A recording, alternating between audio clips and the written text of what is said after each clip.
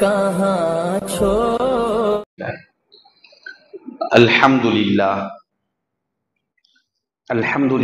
نحمده ونستعینه ونستغفره ونؤمن به ونتوکل علیہ ونعوذ باللہ من شرور انفسنا ومن سیئات اعمالنا من يهده الله فلا مضل له ومن يضلله فلا هادي له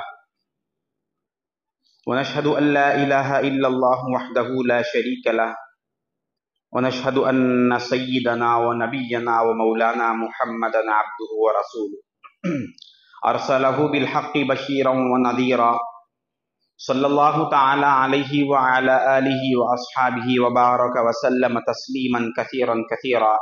أما بعد، قال الله تبارك وتعالى في القرآن المجيد: فأعوذ بالله من الشيطان الرجيم، بسم الله الرحمن الرحيم. ألم أعهد إليكم يا بني آدم ألا تعبدوا الشيطان إنه لكم عدو مبين وَأَنِ اعْبُدُونِي هَذَا صِرَاطٌ مُسْتَقِيمٌ. وَلَقَدْ أَضَلَّ مِنْكُمْ جِبِلًّا كَثِيرًا أَفَلَمْ تَكُونُوا تَعْقِلُونَ. هَذِهِ جَهَنَّمُ الَّتِي كُنْتُمْ تُوعَدُونَ. صدق الله مولانا العظيم وصدق رسوله النبي الأمين الكريم ونحن على ذلك لمن الشاهدين والشاكرين والذاكرين والحمد لله رب العالمين. وقال النبي صلى الله تعالى عليه وسلم: اطلبوا الجنة جهدكم واهربوا من النار جهدكم فإن الجنة لا ينام طالبها وإن النار لا ينام هاربها فإن الجنة اليوم قد هفت بالمكاره وإن الدنيا قد هفت بالشهوات واللذات فلا تلهينكم عن الآخرة أو كما قال صلى الله تعالى عليه وسلم. وقال تعالى في شأن حبيبه إجلالا وإكراما: إن الله وملائكته يصلون على النبي يا أيها الذين آمنوا صلوا عليه وسلموا تسليما. اللهم صل على سيدنا ومولانا محمد النبي الأمي وعلى آل سيدنا ومولانا محمد النبي الأمي الذي قرنت البركة بذاته ومحياه وتعطرت العوالم بطيب ذكره ورياه.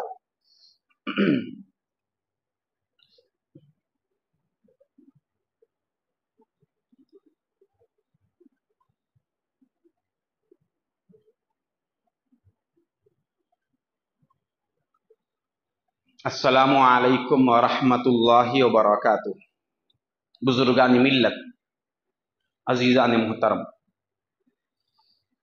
اللہ جل شأنہ وعم نوالہ کا بے انتہا شکر ہے کہ اس نے ہمیں سرکار دو جہاں صلی اللہ علیہ وآلہ وصحبہ وسلم کے امت بابرکہ میں پیدا فرمایا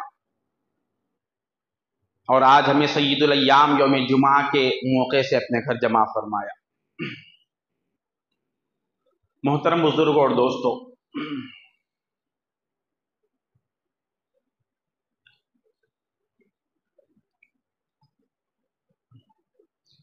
امت محمدیہ پر ایک عرصہ دراز تک وہ دور تھا کہ ہر قدم پر انہیں کامیابیاں نصیب ہوتی تھی. اس کے بعد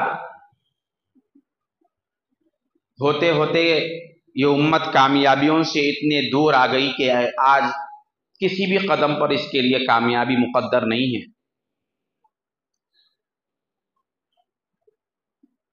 دراصل اس امت کو دشمن نے ان کے صحیح راستے سے ہٹا دیا. وہ راستہ جس پر چل کر یہ لوگ اور یہ امت کامیابیوں کو حاصل کر رہی تھی، دشمن نے ان کے روح کو سمجھا اور پڑھ لیا. پھر انہیں کامیابیوں سے دور کرنے کے لیے جو راستے ہو سکتے ہیں ان راستوں کا انتظام کیا. آج اس دور کی امت اور اس دور کی نسل کو معلوم ہی نہیں کہ حقیقت میں ایک مسلمان کے لیے کامیاب بننے کے لیے کون سا راستہ ضروری ہے۔ ہمارے سامنے ایک تو دشمن ہمارے اندر ہی ہے جو شیطان ہے، اور ایک تو دشمن ہے جو قومیت کے اعتبار سے ہے، جنہوں نے اسلام کو مٹانے کے لیے مسلمان کو اپنا نشانہ بنایا۔ اور آج جو ہمارا حال ہے، آج جو ہمارا طریقہ کار ہے، ہم نے اپنی زندگی کے پورے طریقوں کو اور پورے زاویوں کو غیروں کے تابع کر دیا۔ مسلمان آج جو زندگی گزارتا ہے، ہر موڑ پر وہ کسی غیر کو فالو کرتا ہے۔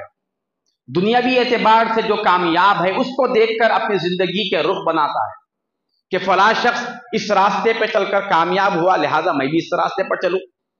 اور حقیقت میں وہ راستہ جو ہمارے آقا نے بیان کیا، وہ راستہ جو سرکار دو عالم صلی اللہ علیہ وسلم نے دکھایا، ہم نے اس کو بھول گیا اور اس کو ضرورت بھی نہیں سمجھا۔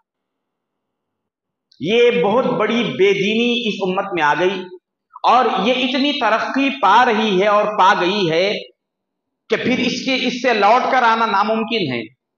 اب اس میں دنیا کے تجربے کو بھی ہم نے دیکھا کہ دنیا والے کس طرح سے کامیاب ہوتے ہیں، کیونکہ اس سے پہلے سب سے بڑا ہمارا مقصد یہ بن گیا کہ میں دنیا میں اچھی طرح سے رہوں، دنیا میں خوش و خرم رہوں، آرام سے رہوں، سہولتوں سے رہوں، میرے سارے عیش و آرام کے چیز کی دنیا میں مجھے مل جائے۔ اس کے بعد آخرت کے بارے میں سنا ہی نہیں اور اس کے بارے میں کوئی سوچا ہی نہیں۔ یہ ایک ہمارا طریقہ بن چکا ہے، اور ہم بھول بھی گئے ہیں کہ ہم دنیا میں کیوں آئے ہیں، آگے چلنے کے بعد ہماری منزل کیا ہے، آگے چلنے کے بعد ہماری کامیابی اور ناکامی کے کیا معیار ہے، ہم نے اس کو بھی بھلا دیا۔ صحابہ کرام رضی اللہ عنہم اجمعین کا جو سب سے زیادہ کامیابیوں کا راز تھا، وہ صرف یہ ہے کہ انہوں نے اللہ اس کے رسول کے منشا کو اپنے زندگی کا مقصد بنایا۔ انہوں نے ایک طریقہ رکھا سرکار دو عالم صلی اللہ علیہ وسلم کا، چاہے دنیا کیسے بھی ماحول بنا کر آئے، وہ اس طریقے سے ہٹتے نہیں تھے۔ آج کے مسلمان کا بہت بڑا المیہ یہ ہے کہ وہ جیسے ہی دنیا والے کوئی ماحول پیش کرتے تو فوراً وہ اس ماحول کے طرف مائل ہو جاتا ہے، یہ نہیں سوچتا کہ ایسی صورت میں اللہ اس کے رسول نے ہمیں کیا طریقہ دیا، سرکار دو عالم صلی اللہ علیہ وسلم نے کیا طریقہ دیا، اب اسی کو ہم فالو کرتے ہیں۔ حضور نے فرمایا کہ الصدق ینجی والکذب یہلک، سچائی تمہیں نجات دے گی اور جھوٹ تمہیں ہلاک کر دے گی۔ ہم نے اللہ کے رسول نے یہ فرمایا، ہم نے ماحول میں دیکھا کہ لوگ جھوٹ بولنے سے فائدے میں ہیں، جھوٹی گواہی دینے سے ان کے کیس بھی ختم ہو گئے، جھوٹی گواہی بھی دے دی، جھوٹ بولنے سے ان کے کاروبار میں زیادہ ترقی ہو گئی، اس لیے وہاں بھی جھوٹ بول دیے۔ یاد رکھیے، یہ دنیا والوں کے تجربے سامنے تو بہت اچھے نظر آتے ہیں، مگر ان کا اختتام اور ان کی انتہا بہت خطرناک ہے۔ صحابہ کرام رضی اللہ عنہم اجمعین کا حال یہ تھا، وہ کسی بھی صورت میں چاہے کیسے بھی حالات آ جائے، ذرا برابر بھی اپنے معیار کو ختم نہیں کرتے تھے۔ ہمارے اندر یہ فرصت ہی نہیں، شادیاں ہمارے کیسی ہے، پڑوس کو دیکھا اس نے ایسی شادی کی، لہذا میں بھی یہ آئٹم رکھوں گا، ایسی شادی کروں گا۔ ہم نے کس کو اپنا رول ماڈل بنایا، ہم نے گاڑی دیکھی، سواری دیکھی، اپنے اولاد کو دیکھا، فلاں کی اولاد فلاں اسکول میں پڑھ رہی ہے، ایڈوانس ٹیکنالوجی ہے، ایجوکیشن ہے، ہم بھی اسی کی طرف گئے۔ یہ نہیں دیکھا کہ آقا دو جہاں صلی اللہ علیہ وسلم نے ہمارے لیے کیا راستہ بتایا، یہ سوچنے کی بھی فرصت نہیں ہے۔ اور یہ کہہ کر مسلمان اس سے ہٹ گئے کہ وہ تو پرانا دور تھا، اب نیا دور ہے۔ اگر پرانا دور وہ ہے، وہ دور اور آقا دو جہاں کے بتائے ہوئے اصول اس دور کے لحاظ سے تھے، اس دور میں کام نہیں آتے، تو پھر اللہ تبارک و تعالیٰ اس دور کے لیے بھی کسی نبی کو بھیج دینا تھا۔ سرکار دو عالم صلی اللہ علیہ وسلم پر نبوت کو ختم کیوں فرمایا؟ خاتم النبیین ہونے کا جو عقیدہ ہے کہ حضور سارے انبیاء کے خاتم ہے، اب حضور کے بعد کسی نبی کی ضرورت ہی نہیں، کوئی آ بھی نہیں سکتا۔ وجہ یہ ہے کہ حضور نے جو زندگی دی، हुजूर ने जो सीरत बताई, हुजूर ने जो उसूल बताए, हुजूर ने जो रास्ता दिखाया, वो रास्ता क़यामत तक के लिए आने वाले हर माहौल के मुसलमान के लिए कामयाबी वाला रास्ता है। ये बताने के लिए हुजूर का ये रास्ता था। अब इसीलिए सरकार दो आलम सल्लल्लाहु अलैहि वसल्लम का दौर और खुलफाए राशिदीन का दौर अलग था माहौल के एतबार से। अब ये जो हमारी सोच है कि वो दौर बदलने से उसूल और रास्ते, तरीके, सोच बदल जाने चाहिए, इसकी नफी कैसी हो रही है देखिए। इसकी नफी करने के लिए उस दौर को इस दौर से कंपेयर करके देखने की जरूरत नहीं है, इतनी दूर आने की जरूरत नहीं है। हुजूर पाक सल्लल्लाहु अलैहि वसल्लम की विसाल के बाद खुलफाए राशिदीन के दौर से ही एक बहुत बड़ी तब्दीलियां शुरू हो गई, और उन्होंने इन तब्दीलियों के दौरान कौन से उसूल इख्तियार किए? क्या नए उसूल, नए तरीके, नए रास्ते बना लिए उन्होंने, या फिर वही रास्ता इख्तियार किया जो मोहम्मद मुस्तफा सल्लल्लाहु अलैहि वसल्लम का था?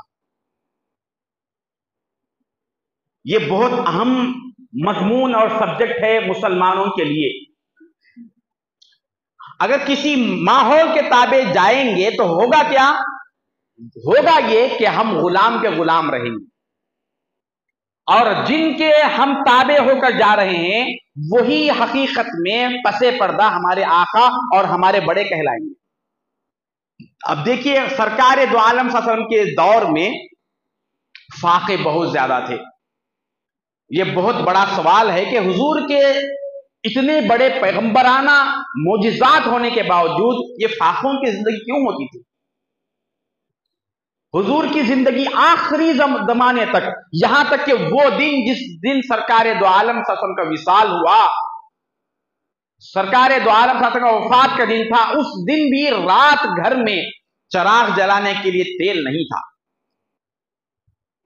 अब कोई भी शख्स ये देखता है कि मैं पैदा कहां हुआ, पैदा होने के बाद मैं क्या मेहनत किया, और उसकी जिंदगी का जो आखिरी लम्हा है, आखिरी पीरियड है, वो कैसे गुजर रहा है, पैदा कैसे हुआ, और दुनिया में मेहनत करते करते वो आखिरी वक्त में किस तरक्की के मोड़ पर पहुंचा, ये सब देख रहे।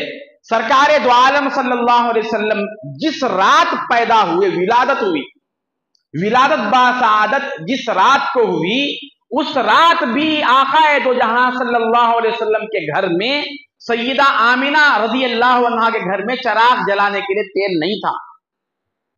और जिस वक्त हुजूर पाक सल्लल्लाहु अलैहि वसल्लम का विसाल हुआ, हजरत आयशा सिद्दीका रज़ी अल्लाह तआला अन्हा के हुजरे में आपका विसाल हुआ, उस रात भी हुजूर के घर में चराग जलाने के लिए तेल नहीं। जब दुनिया में आ रहे थे तो उस वक्त भी घर अंधेरा था, और जिस वक्त जा रहे हैं उस वक्त भी अंधेरा ही था।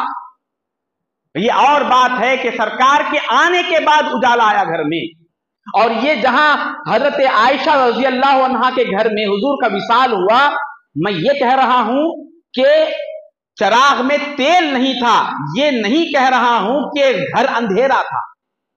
घर तो उस वक्त भी मुनव्वर था जब विलादत हुई, घर उस वक्त भी मुनव्वर था जिस वक्त वफात हुई।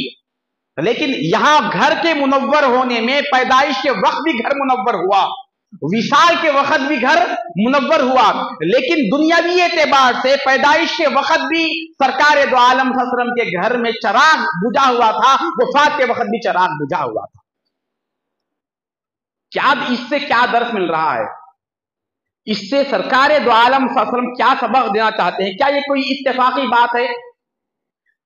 क्या हुजूर की पूरी 63 साला जिंदगी हुजूर ने कोई कामयाबी हासिल नहीं की? नौजुबिल्लाह, के वक्त आखिर भी घर के चराग को तेल मुयस्सर नहीं है।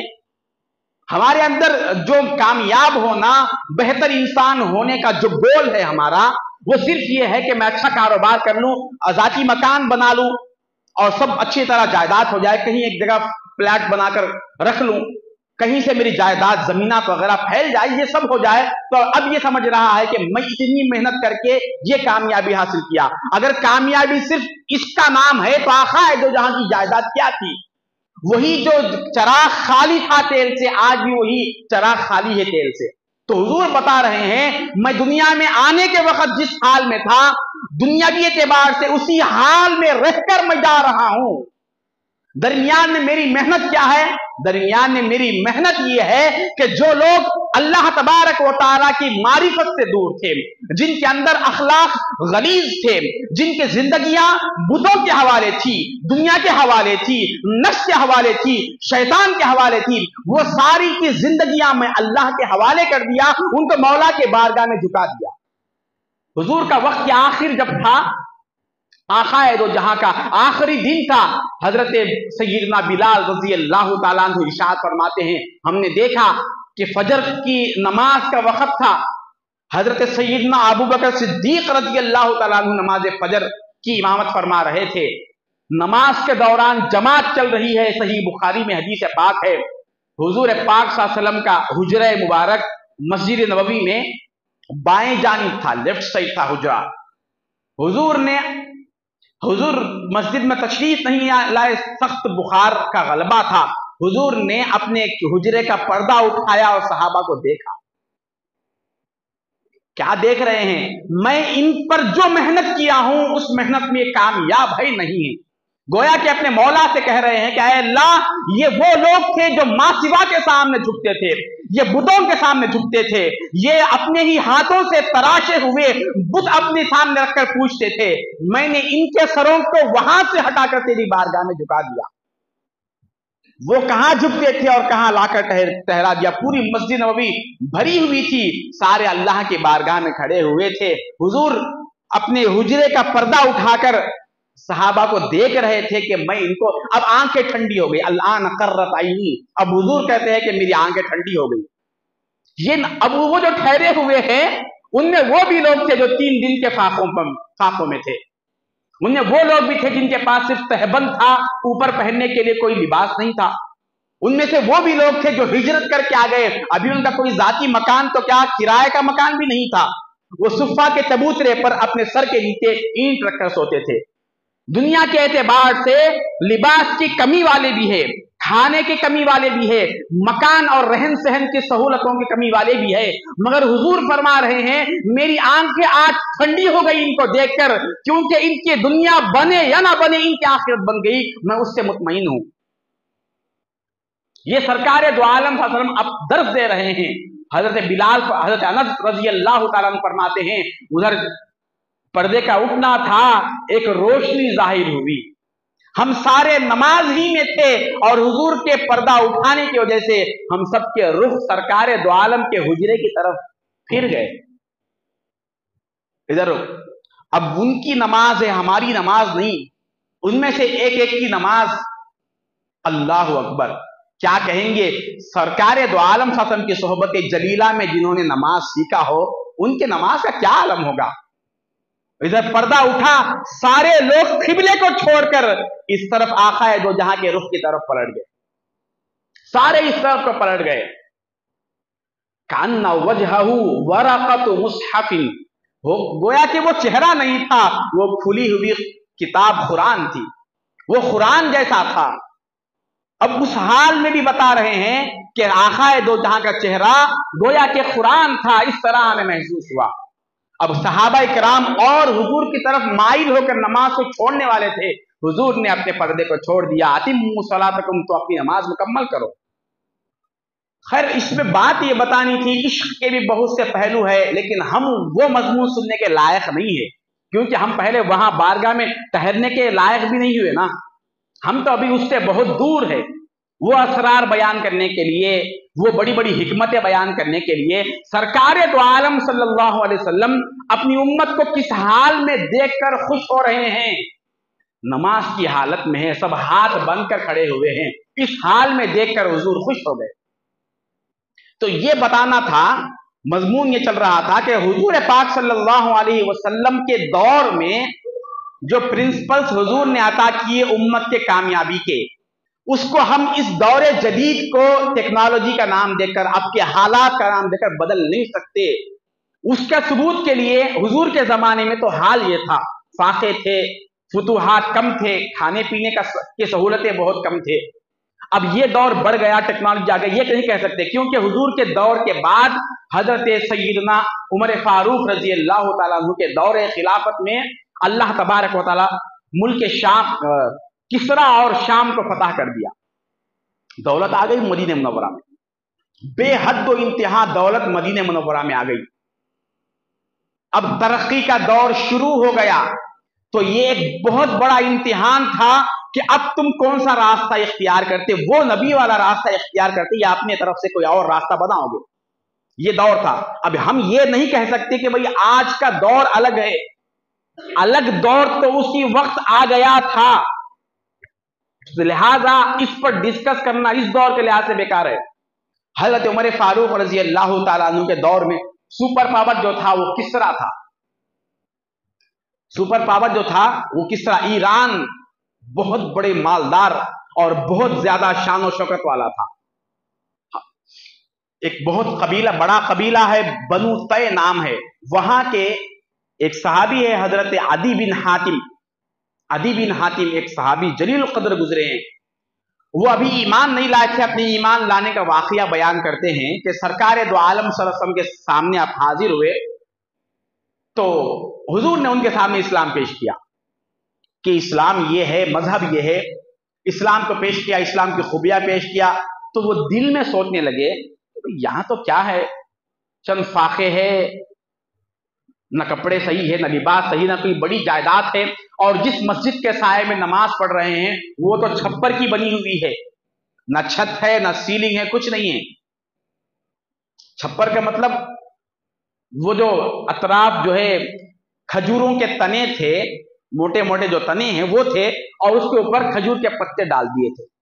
ये थी मस्जिद नबवी सरकार दो आलम, जहां पर सुबह जो है 1,00,000 फरिश्ते जमात बनाकर उतरते और दुरूद और सलाम पेश करते थे। शाम तक महवे सलाम होते, फिर शाम में एक और 1,00,000 फरिश्ते आते, फिर सुबह तक दुरूद और सलाम में मसरूफ रहते। एक बार जिंदगी में कोई फरिश्ता आ जाता तो जिंदगी भर फिर उसको दोबारा आने की इजाजत और मोहलत नहीं होती थी। मस्जिद तो वो थी। घर पुख्ता बना लेना इंसान के अच्छे होने की अलामत नहीं है। हम घर तो बना लिए, दिल बनाना छोड़ दिए। घर पुख्ते बन गए हमारे, घर में ठंडक भी आ गई, ठंडे भी हमने घर कर लिए, मगर दिल को अभी ठंडा नहीं किया, अपने दिमाग को ठंडा नहीं किया। घर तो हमारे नए नए लाइटों से रोशन हो गए, दिल कब रोशन होगा। उसके बावजूद घर में बेचैनियां, सुकून नहीं है, झगड़े हैं। जितने अच्छे घर बन लिए उतने ज्यादा आफतें हैं हमारे पास। वजह यह है कि पहले जिस दिल को रोशन करना था हमने उसको रोशन नहीं किया। सरकार दो आलम को हम ये बता रहे हैं। तो वो अदी बिन हातिम कहते हैं, मैं दिल में सोचने लगा इनके पास है कुछ भी नहीं, इनके हक होने की दलील क्या है, ये मजहब के सही होने की दलील क्या है।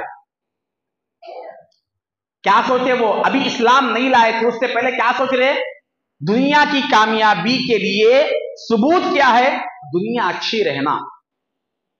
इसको नफी कर रहे हैं सरकार दो आलम सल्लल्लाहु अलैहि वसल्लम। अगर वो ऐसा नहीं होता तो अल्लाह तबारक व तआला हुजूर से कहता था, हुजूर ने फरमाया लौ शिअतु लसारतिल जिबालु मइया ज़हबन व फिद्दा, अगर मैं चाहूं तो ये उहद का पहाड़ जो पत्थर वाला तुम्हें नजर आ रहा है, मैं चाहूं तो ये सोना और चांदी की शक्ल इख्तियार करके मेरे कदमों में लोट पोट करेगा। मैं चाहूं तो ये मकाम अल्लाह मुझे दे सकता है। हुजूर के सामने अल्लाह तबारक व तआला ने 2 चाबी जमीन के खजाने पेश कर दिए, मलकन रसूला, मलिकन रसूला और अब्दन रसूला। या रसूल अल्लाह आप शाही नबूवत इख्तियार करना चाहते हैं, ये आजिज बंदा बनकर रहना चाहते हैं। अंबिया में 2 तरह के अंबिया गुजरे। बाज अंबिया वो थे जो मालदार थे, बादशाह थे, जैसे दाऊद अलैहिस्सलाम बादशाह थे, सुलेमान अलैहिस्सलाम बादशाह थे। इस तरह के और भी अंबिया थे जिनको अल्लाह तबारक व तआला नबूवत के साथ बादशाहत दिया, बादशाहत के साथ नबूवत के काम अंजाम देते थे। हुजूर को अल्लाह ने इख्तियार दिया कि मेरे महबूब आपको हम क्या बनाए, आप बादशाहत के साथ नबूवत करना चाहते हैं या फकीरी के साथ नबूवत करना चाहते हैं। हुजूर ने फरमाया बल अब्दन रसूला, मैं बंदा बनकर रहना चाहता हूं, बल्कि ऐ अल्लाह मुझे एक दिन रोटी अता फरमा, दूसरे दिन रोटी मत दे, ताकि एक दिन रोटी खाकर तेरा शुक्रगुजार बंदा बन जाऊं और दूसरे दिन सब्र करके तेरा सब्र करने वाला बंदा बन सकूं। मुझे 2 भी दौलत अता फरमा। हुजूर ने ये पूछा। ऐसा नहीं है कि हुजूर जो फख्र और फाका में थे वो हुजूर पर ऐसे ही मुसल्लत हो गया, कुछ भी मिलता नहीं था, नौजुबिल्लाह, ये नहीं है। हुजूर को पूछा गया, अल्लाह ताला ने पूछा। अरे वैसे भी उसके बावजूद भी बादशाही थे हुजूर, उसके बाद भी बादशाही थे। कोई आता और कुछ मांगता तो इतना नवाजते थे कि उसका सारा घर माला माल होता था। हुजूर मस्जिद नबवी में तशरीफ फरमा है, एक देहात का आदमी आता है और मस्जिद नबवी के दरवाजे पर ठहर कर बुलाता है, या मोहम्मद, नाम लेकर बुलाता है। तो सहाबा इकराम बरहम हो गए कि हुजूर को नाम लेकर कह रहा है, इन्नी मुहताजुन, मैं मोहताज हूं, मैंने सुना है कि तुम लोगों की हाजतें पूरी करते हो। कोई साइल आ जाता है तो खाली हाथ नहीं भेजते, मैं मांगने वाला आया हूं, मेरी हाजत है, मेरी कौम पर कहत आ गया है। ये कहा आखाए दो जहां सहाबा की झुरमुट में तशरीफ फरमा थे, बनफ्स नफसीस उठ कर जाते हैं और पूछते हैं, बता तेरी हाजत क्या है। उसने हाजत बताई। माले गनीमत में बहुत से बकरियों के रेवड़ थे, हुजूर ने सारे ही रेवड़ उसको अता कर दिए।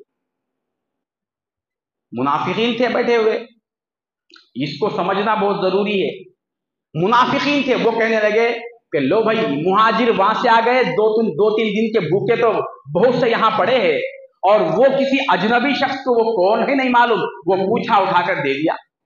जो ईमान लाए उनके लिए तो कुछ नहीं है, जो भी ईमान वाला भी नहीं है उसको उठाकर दे दिया। बातें शुरू हो गई उनकी। और इतना देने की जरूरत क्या थी? एक आदमी है, हुजूर ने उसको इतना दिया कि वो खुद कहता है कि मैं उन बकरियों को हाँक ना सका, बड़ी मुश्किल से हाँकता हुआ अपने कबीले को ले गया। इतना दिए, इतना देते कि लेने वाला संभाल नहीं सकता था। देने पर आते तो इतना देते कि लेने वाला मैं कहां रख लूं उसको ये देखता था, और देते हुए ये नहीं देखते कि मेरे पास क्या बचेगा दे दूंगा तो। ये दो कैफियतें सरकार दो आलम सल्लल्लाहु अलैहि वसल्लम की थी। दे दिया। अब बातें चल रही यहां पर, सहाबा तो खामोश है। वो जो ईमान वाले थे वो कह रहे हैं नबी का काम है, हिकमत से खाली नहीं हो सकता। ये और बात है, हमारे जहनों को समझ में नहीं आया। ये समझिए, जो सुन्नत रसूल हुजूर की जिंदगी का जो हिस्सा हमारे अकल में ना आए तो ये हमारे अकल की कोताही है, हमारे अकल का फतूर है, हमारे अकल की तंगी है। मगर सरकार दो आलम की जात तो हकीमाना थी, उसमें बहुत सी हिकमतें हैं। यहां बातें चल रही थी, सहाबा खामोश थे। वो शख्स अपने कबीले को गया और जाकर इतने बकरियां लाया तो पूरे कबीले वाले परेशान हो गए। भाई तू सुबह सुबह ही इतना गरीब था कि हम में तुझसे बड़ा गरीब कोई नहीं था, और कल शाम रात तू निकला था, अब फिर सुबह होते ही इतना बड़ा मालदार तू कैसे हो गया कि तुझसे बड़ा मालदार तो हमारे पास कोई नहीं है। कल इतना गरीब था कि तुझसे बड़ा गरीब कबीले में कोई नहीं था, अब इतना मालदार तू है कि इतनी बकरियां रखने के लिए भी हमारे कबीले में जगह और चरागाह नहीं है, कहां चराएंगे। तो वो कहने लगा, लोगों मैं एक ऐसे बारगाह से आ रहा हूं, वो जो जब देते हैं तो ये भी नहीं देखते कि लेने वाला ले भी सकता है या नहीं। वो इतना नवाजते हैं कि उनके वो किसी एक फर्द को नवाजते हैं तो सारा खानदान नवाजा जाता है, फिर सारा कबीला माला माल होता है। मैं ऐसे शख्स के पास से आया हूं, बताओ उसकी नबूवत सच्ची है या नहीं है।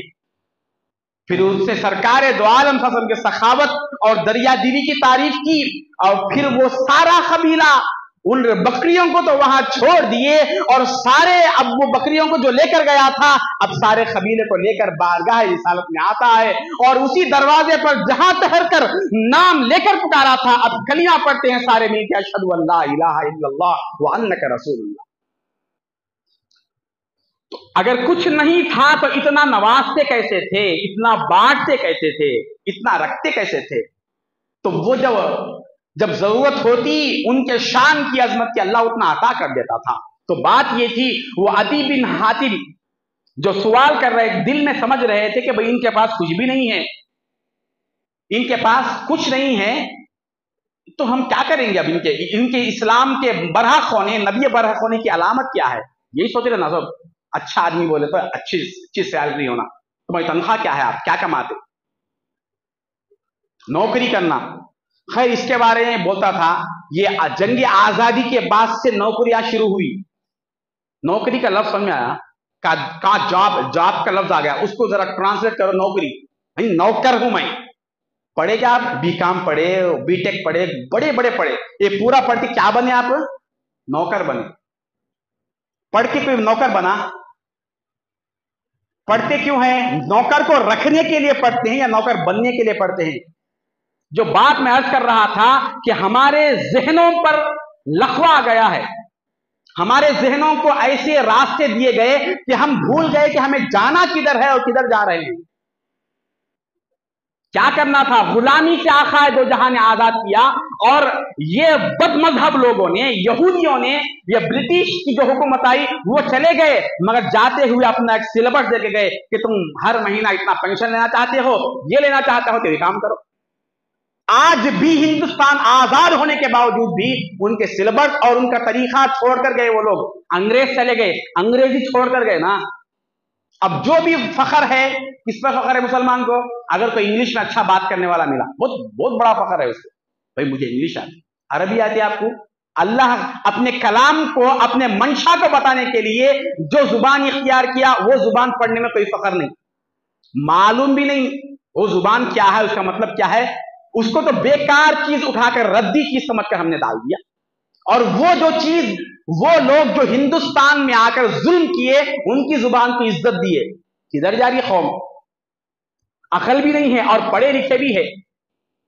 चंद अल्फाज, चंद डिग्रियों का नाम इल्म नहीं है दोस्त। इल्म का मतलब यह है कि हम अच्छा इंसान बने, बीवी का हक समझे, बाप का हक समझे, औलाद का हक समझे, रास्तों का हक समझे। अच्छे खासे पढ़े हुए, कॉलेज से कहां से पढ़ के आ रहे, जॉब करने वाले रास्ते में बीच में ठहरे हुए, बुरा मत समझिए, और बुरा समझे तो भी मेरे को बोलने में कोई रुकावट कभी भी महसूस नहीं किया। जो रास्तों में बीच में ठहरता ना, उसका मतलब यह है कि उसका नुत्फा सही नहीं है।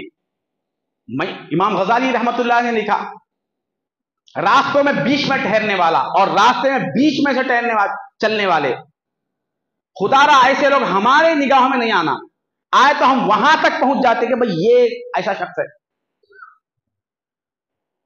न रास्तों का अदब है, रास्तों पे चौरास्तों पे ठहर गए, रात 11-12 बज गए।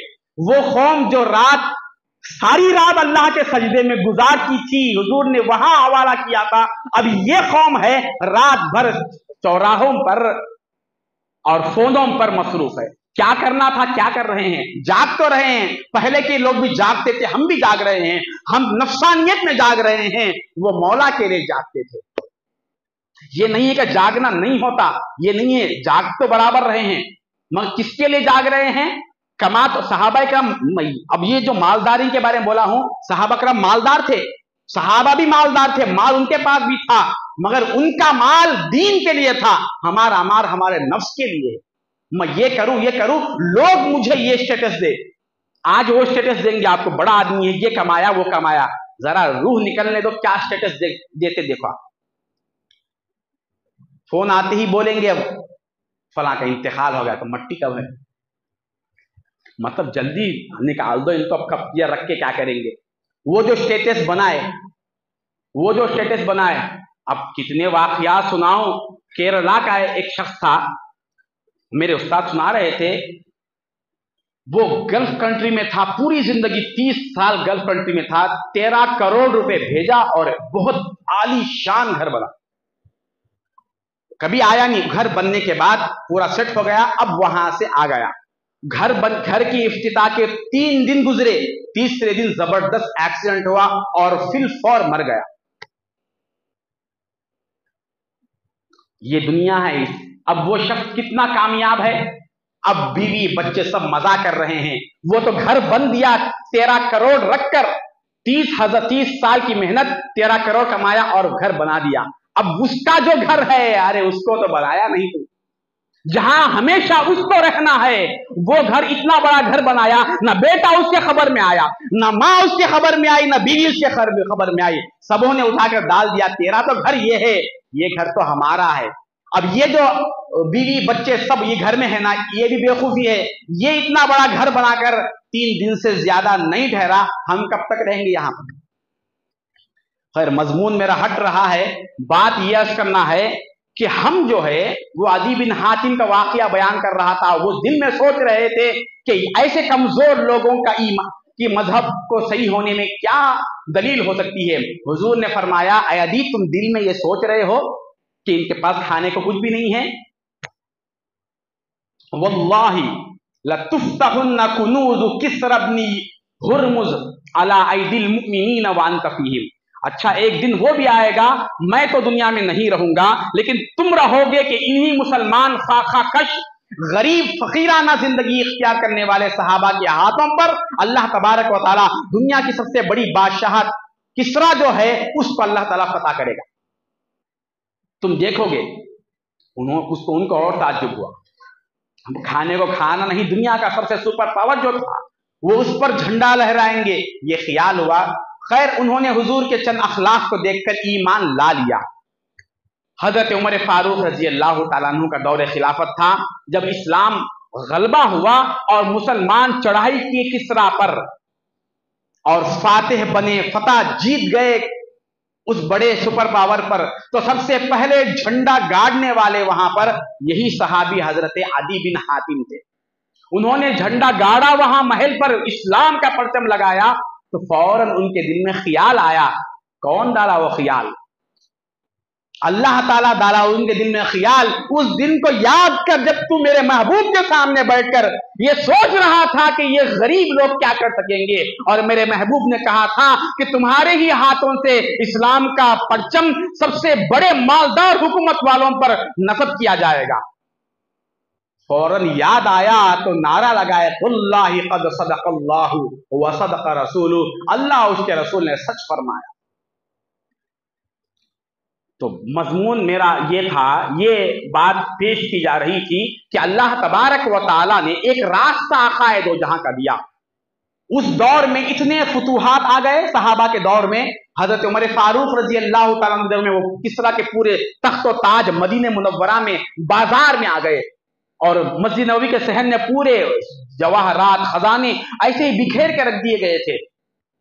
अब ऐसे फुतूहात आने लगे और हजरत उमर फारूक रजी अल्लाह तआला अन्हु वही पैबंद वाला लिबास पहनते थे जो पहले पहनते थे, और आराम करने के लिए वही ईंट का टुकड़ा अपने सराहने रखते थे। चंद सहाबा ने मशवरा किया कि बड़े बड़े बादशाह के सफीर अम्बासडर आ रहे हैं बात करने के लिए, मिलने के लिए, हजरत उमर अगर ऐसा लिबास और ऐसी सूरत बनाकर रखेंगे तो शायद उनके शान में कमी आएगी। कौन कहा? ये नए नए जो ईमान लाए थे उन्होंने मशवरा किया। अब मशवरा तो कर लिया, हजरत उमर का लिबास, ड्रेस स्टाइल चेंज किया जाए। हमारा भी ना जरा स्टेटस बढ़ जाए तो लिबास, गाड़ी वगैरह सब बदल देते, बता जाते मैं वो नहीं हूं, अब कुछ और हूं। तो ये पेशकश थी कि हम किसी भी तरह उनके सामने ये बात पेश करेंगे। तो मशवरा हुआ कि भाई आखिर बोलेगा कौन जाकर, हिम्मत किसको है बोलने की, उनके जलाल के सामने बात करने की हिम्मत किसको है। तो फिर मशवरा हुआ कि हजरत उमर फारूक रजी अल्लाह तआला अन्हु की साहिबजादी, आपकी बेटी उम्मुल मुमिनीन सैयदा हफ्सा रजी अल्लाह तआला अन्हा को तैयार किया जाए। वो हुजूर की बीवी भी है और हजरत उमर की बेटी भी है। हुजूर के बीवी होने का लिहाज रखकर उनकी बात शायद कबूल कर लेंगे। उनको समझा दिया कि उनके हालात को बताओ, माहौल को बताओ, इस माहौल के लिहाज से आपको ऐसा बदलना चाहिए। क्या बता रहा हूं सोचिए, वरना जिंदगी खसारे में रखेंगे हम। बाजू दुकान वाला इंटरेस्ट पर कारोबार चला रहा, हम भी इसको इतना फायदा हो मैं भी करूंगा, ये नहीं देखा कि अल्लाह और उसके रसूल का मंशा है। नहीं, बाजू वाला झूठ बोला, देखा भाई इसको झूठ बोलने से इतना फायदा हुआ, लिहाजा मैं भी बोलूंगा। हम माहौल को देखे, भाई नहीं पूरा माहौल ऐसा, ये मार्केट पूरा ऐसा ही है, मार्केटिंग ऐसी है। मौल साहब, आप मुसल्ले पे ठहर के बोले तो नहीं होता, ये बोलने की बातें ही हैं, बाजार में उतरे तो आप मालूम होता। कुरान बाजार को छोड़कर कभी गुफ्तगू नहीं करा, ये कुरान और हदीस बाजार को छोड़कर बात नहीं किए, वरना ये इस्लाम अधूरा है। ये नहीं कहना कि दीन वो दीनदारी की बात है, दुनिया की नहीं है। हमारा दीन मुकम्मल उसी वक्त होता है। इस दीन को दीन कामिल इसीलिए कहते हैं कि इस दीन में इंसान के जिंदगी का पहला लम्हा वहां से लेकर आखिरी लम्हे तक गुजारने के उसूल है। अब चैलेंज है, आप किसी भी मजहब को उठा लीजिए, کون سا مذہب ایسا ہے جو بندہ آنکھ کھولنے کے بعد سب سے پہلا کام کیا کرے؟ بتانے والا کوئی مذہب ہے؟ آنکھ کھولتے ہی پہلا کیا کرے؟ سرکار دو عالم صلی اللہ علیہ وسلم کی سیرت، انسان کامل، سیرت کاملہ تھی حضور کی. حضور نے فرمایا جیسے ہی تم بستر سے اٹھو سب سے پہلے اپنے دونوں ہاتھوں کو اچھی طرح سے دھو لو. کیوں؟ رات میں تمہارا ہاتھ تمہارے جسم کے کس حصے پر تھا نہیں معلوم، وہاں کی کون سی گندگی تھی نہیں معلوم. نہ فون کو پکڑو نہ گلاس کو پکڑو، پہلے جاؤ اور ہاتھ دھو لو تاکہ تمہارا ہاتھ پاک ہو جائے.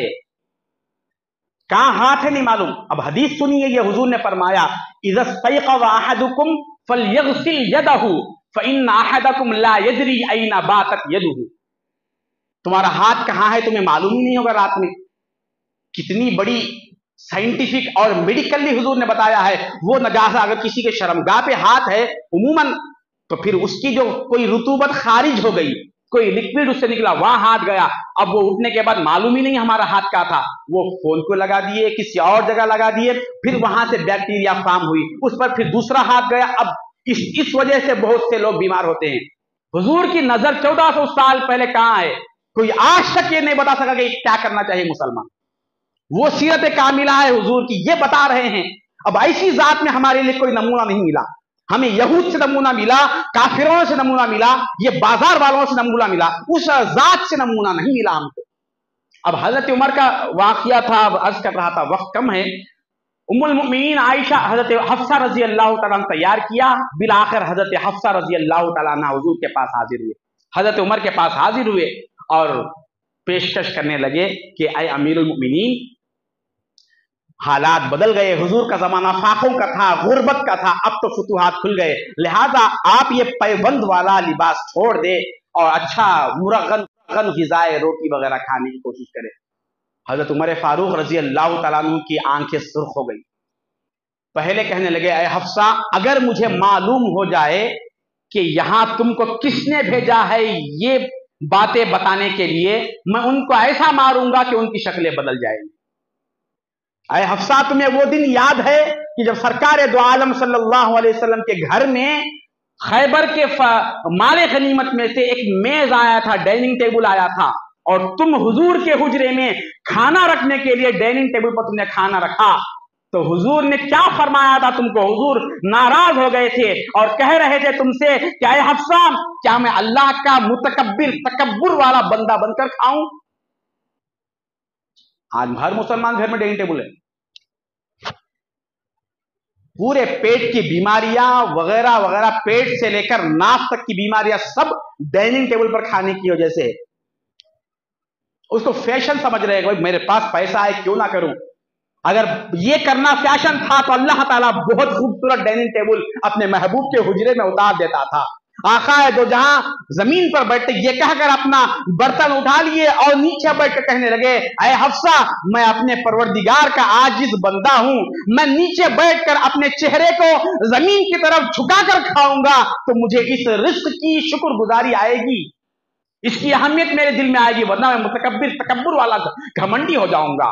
یہ کہا تھا حضور نے اے حفصہ، تم کیا سرکار دو عالم صلی اللہ علیہ وسلم اگر ترقی یافتہ دور کو ترقی میں اگر مال اور دولت کی زیادتی میں دیکھتے تو اس وقت وہ قبول کر لیتے تھے، ڈائننگ ٹیبل پر کھاتے تھے، میز پر حضور کھاتے تھے، کیوں نہیں تناول فرمائے؟ اور یاد ہے جس وقت حضور پاک صلی اللہ علیہ وسلم کا وصال ہوا تھا، وصال کے وقت جو جھبا حضور کے جسم پاک پر تھا اس پر 11 پیوند تھے. اگر یہ 11 پیوند یہ ناکام انسان کی علامت ہوتی نعوذ باللہ تو اللہ تعالیٰ اپنے محبوب کے جسم پر 11 پیوند والا جھبا کبھی نہ رکھتا تھا. اگر عزت اس میں نہیں تھی تو بولو میں یہ بات اتار دوں گا، اگر عزت اس میں تھی تو عمر ساری زندگی اسی لباس کو اپنے لیے عزیز سمجھے گا. پھر یہ کہہ کر حضرت عمر نے فرمایا اے حفصہ، مجھے یہ بتاؤ کہ ایک شخص ایک منزل کو مقرر کیا اور ایک راستے کو مقرر کیا، اسی راستے پر چلتے ہوئے اس منزل تک پہنچا ہے وہ، تو دوسرا شخص بھی اسی راستے کو اختیار کیا، وہ بھی اس منزل کو پہنچ گیا. اب تیسرا مسافر بھی اس منزل پر پہنچنا چاہتا ہے تو اس کے لیے کون سا راستہ چاہیے؟ حضرت حفصہ نے فرمایا وہی راستہ اختیار کرے گا تو اس کو منزل ملے گی. وہی راستہ اختیار کرے گا تو ملے گی۔ تو حضرت عمر نے فرمایا پہلے مسافر آقا دو جہاں صلی اللہ علیہ وسلم تھے، دوسرے مسافر حضرت سیدنا ابوبکر صدیق تھے، انہوں نے حضور کے راستے کو اختیار کیا، اسی منزل پر پہنچ گئے۔ تیسرا مسافر تیرا باپ خطاب کا بیٹا عمر ہے، اس کو اسی راستے پر چلنے دے تاکہ وہ اپنے یاروں سے جا کر ملے، مجھے اپنے حال پر چھوڑ دو۔ تو دوستو، ترقی یافتہ دور کو، ماحول کو نہ دیکھے، وہ لوگوں نے کہا کہ یہ مہینہ منحوس ہے، سب مسلمان اس میں چلے گئے۔ لوگوں نے کہا کہ یہ دن یہ کرنا، یہ دن یہ نہیں کرنا۔ بھائی پورے شادیاں ربیع الاول میں 11ویں میں چھوڑے نا، کہیں ٹوٹ رہے۔ اگر ان دنوں میں مبارک دنوں سب اچھے مہورت میں رکھت کر رہے نا، یہ کہاں سے لیے؟ یہ وقت اچھا ہونا، دل اچھا ہونا، دوست نیت اچھی ہونا، سب کام اچھے ہو جاتے۔ وہ دن نہیں کرنا، یہ دن نہیں کرنا، یہ گھڑی نہیں کرنا، اس کے بعد بھی ٹوٹ رہے، پورے کاروبار بھی ٹوٹ رہے۔ اچھا یہ دن اگر شروع کریں گے تو برکت آ جائے گی، برکت ہماری نیت سے آئے گی۔ ہم نے غیروں کی چار اختیار کی اور اس میں پڑ گئے اور اپنی حقیقت اور اپنے مذہب کو، اس کے تعلیمات کو بھول گئے۔ اللہ تعالیٰ کہہ رہا ہے الم اعہد الیکم یا بنی آدم اللہ تعبدوا الشیطان، میں تم سے عہد نہیں کیا تھا اے آدم کے بیٹے، اے آدم کے اولاد، کہ تم شیطان کی نہ سنو، میری سنو۔ اس نے بہت سو کو ناکام کر دیا، اس کے راستے پر چلنے والوں کو۔ اللہ تبارک و تعالیٰ نے ہمیں بہت بڑی امت دی، بہت بڑا اچھا اسوہ دیا ہے۔ ہمارے پاس وقت نہیں ہے، جمعے کو بھی کبارے لوگ ہفتہ بھر 5 وقت بھی نماز نہیں پڑھ رہے، جمعے میں 10 منٹ 5 منٹ بھی نہیں ہے۔ اب گھر میں رحمتیں بھی ہونا، برکتیں بھی سب ہونا، بیماریاں بھی ختم، پورے سکون ہو جانا ہم کو۔ جو بندہ پورا ہفتہ اللہ کی نعمتیں ہر پل لے رہا ہے، اس کو 1 گھنٹہ اپنے مولا کو دینے کے لیے نہیں۔ اب یہ دن رکھا اللہ ہمارے مسائل حل کرنے کے واسطے۔ جو شخص بیان کے شروع سے آخر تک بیٹھتا ہے اور خطبے کے بعد جو دعا کرتا ہے 2 خطبوں کے دوران، اس کی دعا اللہ تعالیٰ رد نہیں کرتا۔ آزما کے دیکھ لو۔ اس کے لیے شرط یہ ہے نصیحت سننا، نصیحت شروع سے سننا، درمیان میں سننے کا اعتبار نہیں ہے اس کو۔ یہ حدیث پاک کا مفہوم ہے۔ 2 خطبوں کے دوران کی دعا آپ آزما کر دیکھ لیے، میں بے حد دعائیں کر کے آزما لیا، وہ ساری دعائیں مقبول ہوتی۔ اللہ تعالیٰ جو آپ پر رکھا، وہی بات عرض کر رہا ہوں، اللہ کے باتوں پر یقین نہیں۔ بعض والا کوئی بول دیا فلاں بابا کے پاس جاؤ، وہاں کی تعویذ اچھی ہے، پورا خاندان بس بات کر کے اور کار بک کر کے جا کے آتے، اتنے پیسے وہاں خرچ کریں گے۔ یا اللہ کوئی 2 روپے، اب مسجد میں آنے کے لیے کوئی 2 روپے ہم کی ٹکٹ کاٹے، ہم وہاں پہ فری میں اللہ تعالیٰ رکھا، جو اللہ سہولت رکھا دین میں، اے بندے میرے پاس آ کر مانگ، دروازے کھول دیا ہوں تیرے لیے۔ تیار نہیں ہے اللہ، فرصت آج نہیں ہے، ایک دن فرصت سب کو مل جائے گی، آپ کو بھی اور ہم کو بھی، اس وقت پھر بہانہ نہیں چلے گا۔